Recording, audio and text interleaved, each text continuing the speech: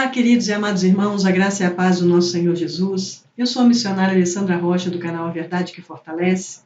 Este canal que foi criado para estudarmos a Bíblia Sagrada verso a verso, o texto em seu contexto, com a finalidade de alcançarmos o maior entendimento da vontade de Deus para as nossas vidas e para que possamos edificar e fortalecer a nossa fé. Estamos na nossa 14ª aula da Epístola aos Gálatas, conhecida como a Carta da Liberdade, que nós a intitulamos de A Graça que Liberta, Justificação e Santidade pela Fé em Cristo. Estamos iniciando a unidade 5, Permanecendo na Liberdade. Nessa unidade, que representa o capítulo 5, o apóstolo Paulo exorta os Gálatas a permanecer firme na liberdade cristã e adverte contra os abusos dessa liberdade e instrui a fugir de vários vícios.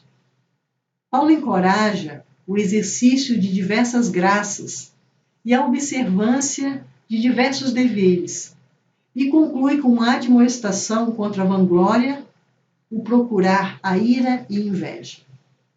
E em nossa aula de hoje, estudaremos a primeira parte dessa unidade, a escolha na prática, liberdade ou escravidão, que está em Gálatas capítulo 5, do verso 1 ao verso 12. Vamos observar o contraste no qual Paulo contrapõe duas opiniões ou dois pontos de vista. Para dizer a verdade, duas religiões, uma falsa e outra verdadeira. Ele esboça o primeiro ponto de vista daqueles que praticam duas religiões e depois do ponto de vista daqueles que as pregam. Vimos nos primeiros 4 capítulos dessa carta aos Gálatas que Paulo desenvolveu vários argumentos para defender a liberdade que os cristãos têm em Cristo contra o evangelho pervertido dos judaizantes que tentaram obrigar os seguidores de Cristo a guardar a lei de Moisés. No 5º capítulo, Paulo faz a transição da defesa doutrinária à aplicação prática. Pessoas que têm obtido a liberdade em Cristo devem permanecer nela, nunca voltando à escravidão do antigo sistema de lei. Sob essa perspectiva que abordamos o assunto da nossa aula de hoje. Mas antes de começarmos a nossa aula, não posso deixar de lembrar aos irmãos que na descrição desse vídeo vocês encontram a bibliografia, que é a lista dos autores e teólogos que nós consultamos para realizar as nossas aulas. E também informar aos irmãos que perderam alguma de nossas aulas, que não se preocupem. Vocês podem encontrar a lista de todas as aulas disponíveis do canal de uma forma rápida no YouTube, que é através da hashtag AVF Alessandra Rocha, tudo junto, entre aspas, e em letra minúscula. E ainda quero pedir a vocês que participem das nossas aulas, deixem os seus comentários, dúvidas e sugestões e divulguem nosso canal, para que juntos nós possamos evangelizar, transformar e fortalecer vidas com o estudo da Palavra de Deus. Queridos, estamos aqui para pedir a Deus, mais uma vez, a graça da iluminação do Espírito Santo, para que a compreensão do assunto da nossa aula de hoje, que é a liberdade em Cristo Jesus, seja plena, a fim de que não importe as circunstâncias, o que aconteça conosco, estejamos sempre debaixo da graça de Deus e desfrutando dessa liberdade em Cristo. Que assim seja em nome de Jesus. Amém. A escolha na prática, liberdade ou escravidão. Vamos ler a primeira parte dos versículos do nosso estudo de hoje, que está em Gálatas, capítulo 5, do verso 1 ao verso 6. Para a liberdade foi que Cristo nos libertou.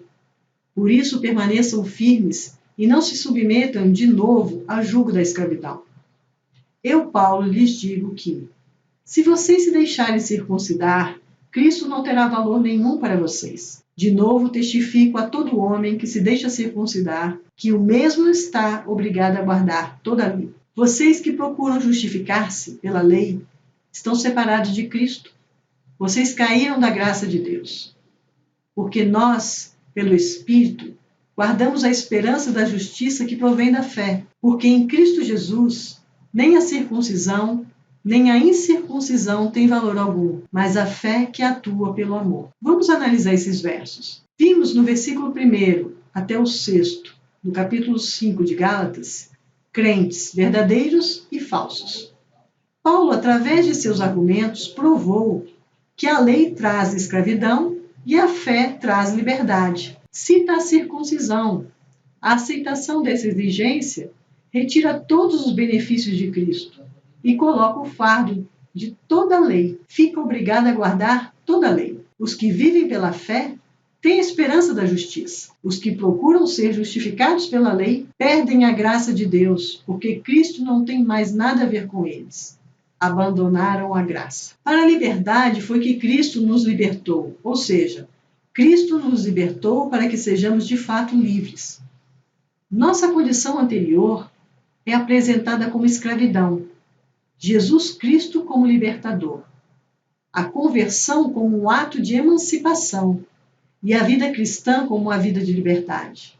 Essa liberdade não é, em primeiro lugar, uma libertação do pecado, mas antes, da lei. O que Cristo fez ao nos libertar, de acordo com a ênfase de Paulo, não foi tanto libertar a nossa vontade da servidão do pecado, mas libertar nossa consciência da culpa do pecado. A liberdade cristã que ele escreve é a liberdade de consciência, a liberdade da tirania da lei, da luta terrível para guardar a lei com a intenção de ganhar o favor de Deus. É a liberdade da aceitação divina e do acesso a Deus através de Cristo. Devemos desfrutar da gloriosa liberdade da consciência que Cristo nos comprou através do seu sacrifício e obteve para nós o perdão. Não devemos cair na ideia de que temos de ganhar a nossa aceitação junto a Deus através da obediência. A nossa culpa, ou melhor, a nossa busca pela obediência é uma questão de gratidão, de amor para agradar aquele que nos libertou. Uma vez estivemos debaixo do jugo da lei, subjugados por exigências às quais não tínhamos capacidade de atender, como também por sua terrível condenação por causa da nossa desobediência. Mas Cristo atendeu às exigências da lei em nosso lugar. Ele morreu pela nossa desobediência, assumindo assim a condenação em nosso lugar. Ele nos resgatou da maldição da lei e agora removeu o jugo de nossos ombros e nos libertou para que pudéssemos desfrutar dessa liberdade. Outro ponto que vimos é quando Paulo cita a circuncisão, passa a relacionar as consequências de alguém aceitar a circuncisão depois de conhecer a liberdade do Evangelho. Os falsos mestres das igrejas da Galácia, como já vimos, estavam dizendo que os cristãos convertidos tinham de ser circuncidados. Estavam insistindo, e isso não era apenas uma operação física, nem um rito cerimonial, mas um símbolo teológico. Representava um tipo especial de religião em que a salvação está firmada através das boas obras e na obediência à lei. O lema dos falsos mestres era: se vocês não forem circuncidados segundo os costumes de Moisés, não podem ser salvos.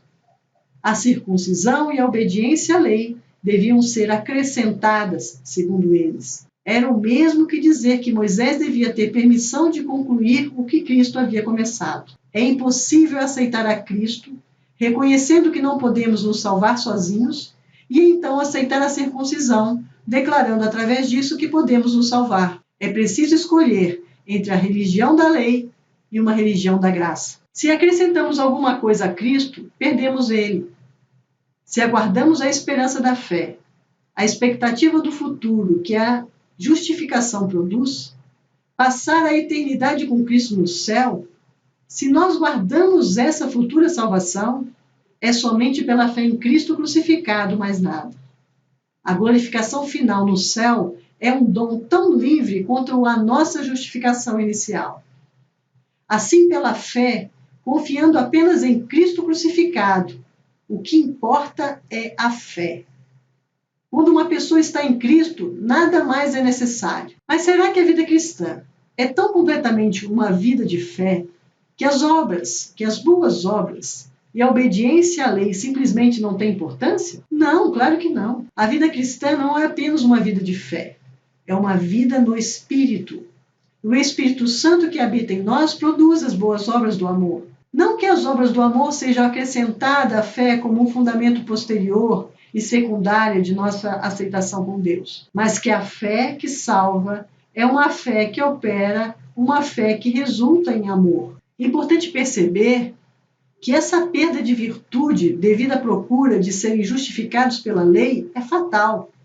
Os que procuravam os Gálatas, incitavam a obediência da lei, abandonaram a graça de Deus. Não foi Deus que os deixou. Assim havia na Galácia a possibilidade de apostasia. Os Gálatas haviam experimentado a graça e agora afastaram-se de Deus. Certos estudiosos desenvolveram uma teologia que nega essa possibilidade. Dizem que todo aquele que volta permanentemente à vida de pecado é porque nunca encontrou a nova vida em Cristo. Outros insistem, que uma vez que o homem se torna filho de Deus, suas escolhas e decisões não podem alterar a sua nova relação de homem com Deus. Mas nem a Bíblia, nem a experiência humana fundamentam tal ensino. Este pensamento é considerado uma falsa teologia. Ela é formada na minimização do poder do adversário satânico do homem, o inimigo de nossas almas, e mostra um equívoco grosseiro do poder de Deus. Uma das verdades mais sublimes, uma revelação do Novo Testamento, é a autolimitação de Deus. Deus não transgredirá ou abusará da liberdade humana. Deus não salvará o homem contra a sua vontade e não manterá salvo contra a sua vontade.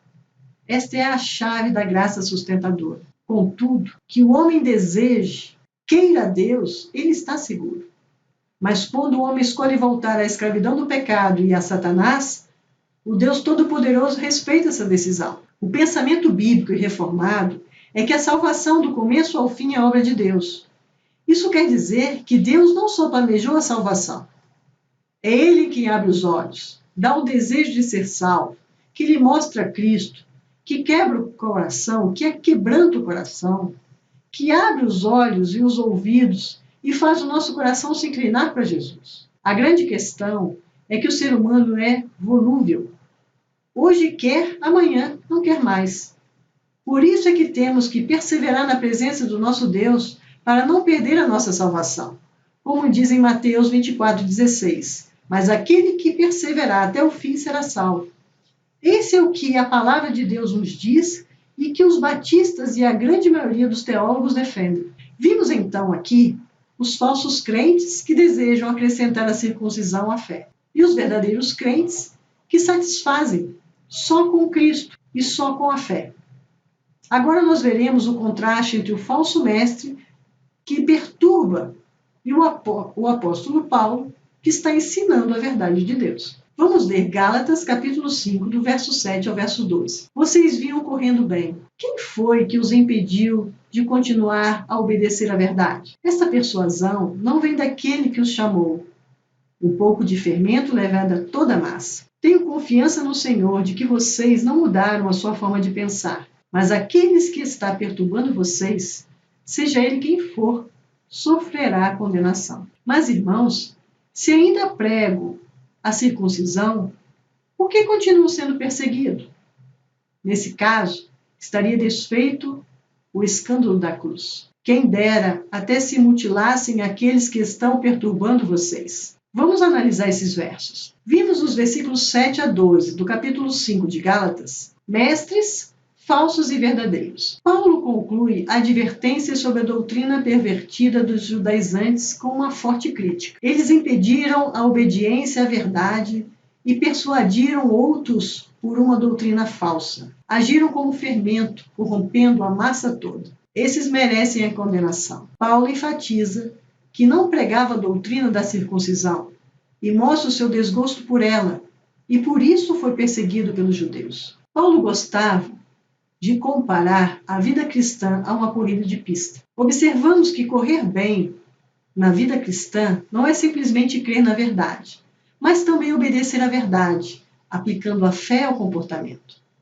Só aquele que obedece à verdade é um cristão integrado. O que ele crê e como ele se comporta é uma coisa só. Seu credo se expressa em sua conduta, e sua conduta deriva de seu credo. Os Gálatas haviam iniciado a corrida cristã e no princípio corriam bem. Criam na verdade que Cristo os libertou e obedeciam a Cristo, desfrutando da liberdade que Cristo lhes deu na cruz do Calvário. Mas alguém os atrapalhou. Um obstáculo foi colocado no caminho. Falsos mestres deturparam a verdade e, em consequência disso, abandonaram a Cristo e caíram da graça. A partir deste ponto, Paulo traça todo o curso da falsa doutrina. A origem da falsa doutrina está na persuasão para que os gálatas abandonem a verdade do Evangelho. Os falsos mestres estavam propagando uma doutrina por méritos. A mensagem deles era incoerente com a vocação dos gálatas.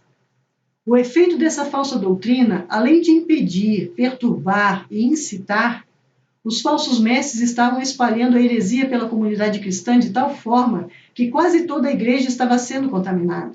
Uma das coisas mais sérias acerca do mal e do erro é que ambos se espalham. Assim, devido à causa e efeito da falsa doutrina que não vinha de Deus, Paulo estava determinado a resistir-lhes. Ele está completamente determinado de que o erro não irá triunfar, mas que os gálatas vão considerar melhor a sua posição e que os falsos mestres, por mais importantes que sejam, vai cair na condenação de Deus. O apóstolo Paulo se coloca em contraste com os falsos mestres que pregavam a circuncisão. Ele nega categoricamente isso e prega Cristo e a cruz. Pregar a circuncisão é dizer aos pecadores que eles podem se salvar através das suas próprias obras. Traz aos homens bajulações e assim torna-se uma pregação muito mais popular e agradável. Porém, pregar Cristo crucificado, é dizer-lhe que eles não podem se salvar e que só Cristo pode salvá-los por meio da cruz. Esta mensagem é ofensiva ao orgulho humano, impopular porque não bajula. Portanto, procurar pregar a circuncisão é fugir da perseguição. E pregar a Cristo crucificado é buscar perseguição. As pessoas detestam ouvir que só podem ser salvas ao pé da cruz e se opõem ao pregador que lhes diz isso. Considerando que Paulo estava sendo perseguido, ele argumenta que não estava pregando a circuncisão. Pelo contrário, estava pregando a Cristo crucificado, e a pedra de tropeço da cruz não foi removida. Os falsos mestres é que estavam pressionando os gálatas para que fossem circuncidados a fim de fugirem da perseguição da cruz de Cristo. Paulo estava perturbado, indignado pela intenção dos seus inimigos, que chega ao ponto de considerar a circuncisão proposta como uma mutilação física, expressando o desejo que aqueles que insistissem na circuncisão fossem em frente e se submetessem à emasculação que é a castração. Como o homem castrado perde o poder de propagação, assim esses agitadores seriam reconduzidos à impotência de propagar sua falsa doutrina. Esse desejo encerra o argumento de Paulo de que a salvação é pela fé e não pela obra da lei. Junto com seu ensino, semelhante em Romanos, isso se tornou o alicerce da importante doutrina da justificação pela fé. Esta verdade é central no protestantismo evangélico desde os dias de Lutero e da Reforma. Somente pela fé somos salvos. Assim, queridos, nós encerramos a análise dos versículos de hoje.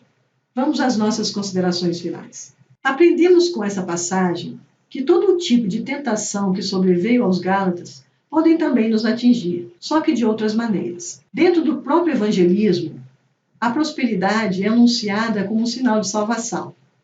Exigem-se determinados sacrifícios, participação em correntes e tantas outras coisas, como espécie de ajuda para que Deus possa salvar o ofertante. Enquanto permanecermos em Cristo, na cruz, estamos seguros.